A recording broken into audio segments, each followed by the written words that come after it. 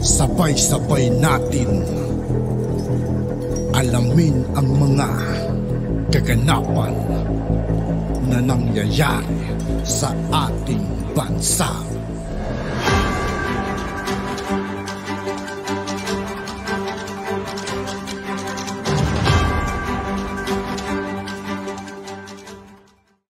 Yo, what's up mga kaibigan? This is I2K po again. Ngayon nandito naman tayo sa channel ni Banat Kapanig TV. Dito naman ulit tayo magbibigay ng komento at reaksyon. Kaya samahan nyo ako guys. Let's go!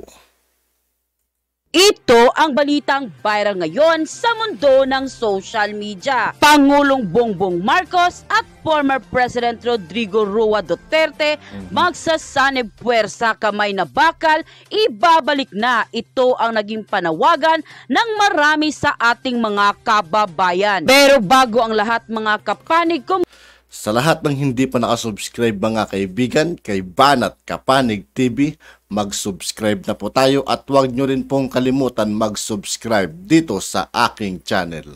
bago ka pa lamang sa aming channel ay huwag kalimutang mag-like, subscribe at i-click ang notification bell para mas maging updated ka pa lalo sa lahat pa ng bagong video na i-upload namin. At ito na nga mga kapanig, ibalik ang kamay na bakal, ibalik si Pangulong Rodrigo Roa Duterte sa Malacanang. Ito ang naging panawagan ng marami sa ating mga kababayan dahil nga sa mga nangyayari ngayon sa ating bansa, lalong-lalo na sa kinasasakutang iskandalo ngayon ng ating mga kapulisan, partikularmente ang mga matataas na opisyal ng PNP na mismo nasasangkot sa kaso ng pinakamalaking drug haul sa kasaysayan ng Pilipinas na umabot hanggang 6.7 billion peso at mahigit kumulang 1 toneladang bawal na gamot sa Maynila.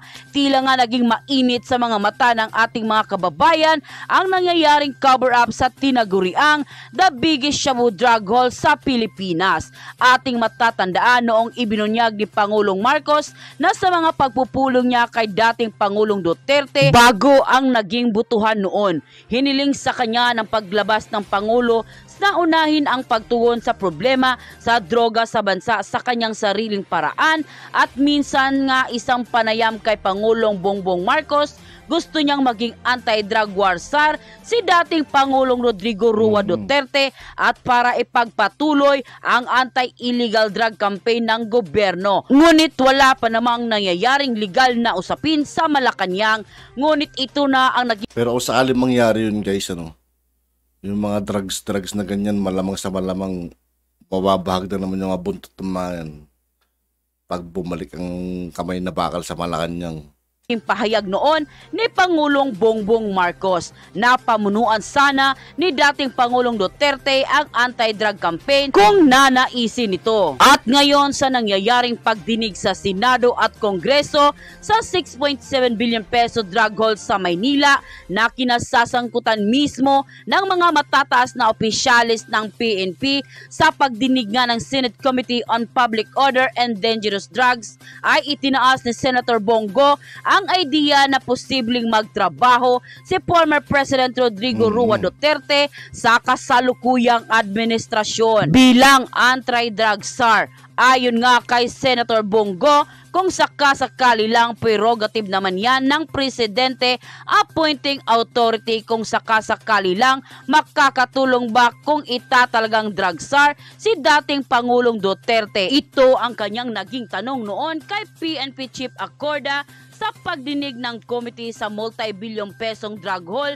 na nasamsam sa Maynila noong Oktubre 2022. Ang tanong na ito ay itinaas ng senador matapos magpahayag ng pagkabahala na baka masayang ang pagsisikap ng administrasyong Duterte na isinalang-alang ang di umano'y pagkakasangkot ng mga ilang pulis sa pag-recycle ng mga nakumpiskang droga. Dahil isang malaking problema sa integridad ng mga kapulisan, kaya panawagan tuloy ng mga taong bayan, ibalik si dating Pangulong Rodrigo Roa Duterte dahil isang malaking tulong ang husay at galing niya sa pamumuno, kaya ibalik ang kamay na bakal. Kaya naman nang lumabas ang balitang ito ay di naman mapigilan ng marami sa ating mga kababayan ang nagbigay ng kanilang hinaing at komento sa mundo ng social media. At ayon pa sa kanila, si Tatay Digong talaga ang tamang ilagay o humawak ng PDEA.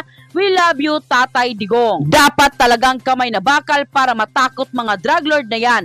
Huwag na nating hintayin may masamang mangyari sa mga pamilya natin. God bless sa magagaling nagpangulo sa sobrang tunay na mahal na malasakit sa Pilipinas. Mabuhay po kayo. Tama, ibalik si Tatay Digong para sa kinabukasan natin at mga anak natin at lalong-lalo na sa mahal nating bansang Pilipinas. Ang laki talaga ng pagmamahal at malasakit ng dating Pangulong Duterte sa mamamayan at sa bansa. Kahit itaya niya ang buhay niya, maprotektahan lang ang mamamayan at ang bansa. God bless ex-President Duterte. Please Sir PBBM, dinggin nyo na po ang panawagan ng mga Pilipino. Pakiusap po, bigyan nyo ulit ng pagkakataon na maging safe ang kapaligiran ng bansang Pilipinas, na maging safe ang aming mga kaanak at kapwa Pilipino na uuwi ng gabi at safe na mamamasyal sa mga lugar natin. Dinggin nyo po ang hinaing ng sambayanan. Ibalik nyo na po ang kamay na bakal na tutulong sa inyo na sagupain ang mga loko-loko sa lipunan. Please let our Tatay PRRD have the foresight to eliminate this stupid scalawag in the PNP and the other criminal persons in the society. Thank you po, Sir President BBM. Lalong maghirap ang Pilipinas pag may drug at drug dealer o lalo na mga general pa ang drug lord o isang matataas na posisyon sa Pilipinas. Huwag hayaan na maging kawawa ang mga Pilipino at maging minamaliit tayo sa ibang bansa. End quote. Yung ang salot ng kung ano, hindi maintindihan kung putang ina anong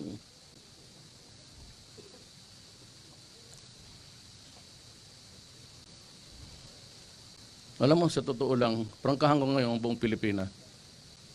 Yung ganito sana, ano, yung ganitong dire-diretso yung mga drugs na ganyan eh. Simpleng di matakot yung mga drug lord na ganyan. Yung tipong dire-diretso yun ni Tatay Digong. Pag ganun kayo ng ganun, putang ina, papatayin ko talaga kayo. You know? Masiguro ninyo yan. Wala na akong magawa sa inyo, mga ulol kayo. Kung hindi I will review your cases. Kayong may mga kasalanan na sindikato sa droga, sindikato sa korupsyon, meron akong special unit, habang buhay bantayan kayo. At pag nagkamali kayo ng konti, sabihin ko, patayin kayo.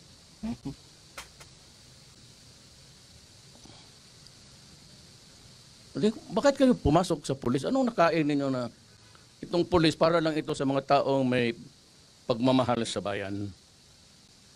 Ikat natin to guys kasi old naman na to itong video, itong part na to. Pero yung kanina kasi, medyo bago-bago lang yun. Sana nga talaga mabigyan si Tatay Digong ng posisyon sa Malacanang. At yun nga po mga kaibigan, dito po nagtatapos ang ating reaction video. Muli ako po si I2K ng Sundalo ng Dunggalo at 811. Maraming salamat sa patuloy na pagsuporta. Yeah! Peace out.